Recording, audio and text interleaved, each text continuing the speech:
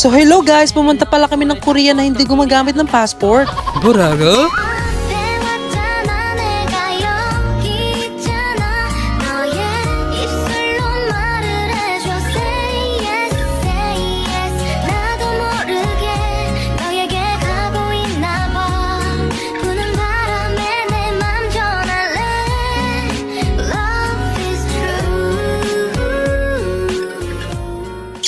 Charis lang, sa Silang Cavite lang yan guys. So nakarating pala kami dyan guys, mga 1 PM na. So nagko-close pala yan sila guys, 5 PM. Kasi 8 to 5 PM lang sila. Medyo may pagmamadali pala kami dyan guys, kasi pag hindi naabutan ay talagang sayang ang pamasahe. Ang mahal pa naman ng gasolina ngayon.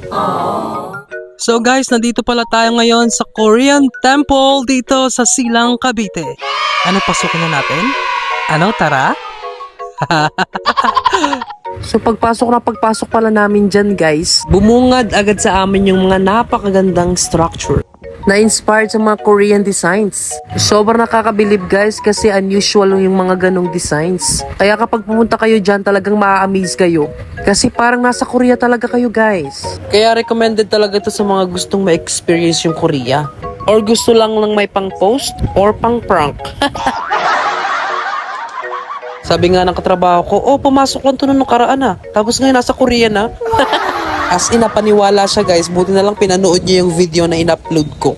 So pagpasok pala namin dyan guys, inalok agad kami ni ate kung magre-rent ba daw kami ng costume.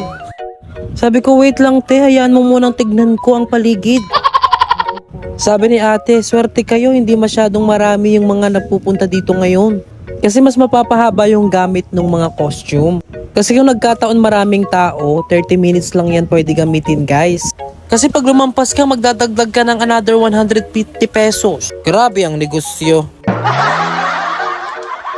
Kasi nga, limited lang yung mga costume nila. Pero kung marami ka namang pambayad, why not, diba? So dyan guys, pipili ka na pala ng gusto mong costume. Tapos ikakabit sa'yo ni ate. 뭐라고? 안녕하세요. 죄송합니다. Ala, tama ba yun? Ala, grabe ang Korea na to. May dala siyang bag guys. Naka-Jan Sport bag. Ala, ngayon lang nakita ang ganyang Korean naka-Jan Sport bag. So dyan guys, papunta na pala kami ng temple. Medyo excited nga ako dyan guys kasi napakaganda ng temple sa malayo. Lalo na kaya pag nasa malapit ka pa, di ba? So wala palang entrance fee dyan guys. Pwede kang pumunta dyan kung mamamasyal ka at hindi ka magre-rent ng costume. So wala kang gagastusin kung papasyal ka lang naman. Unlike me, na gusto ko kasing ma-experience yung culture at yung traditional clothes nila. Kaya ginusto ko talagang magsuot ng ganyan guys.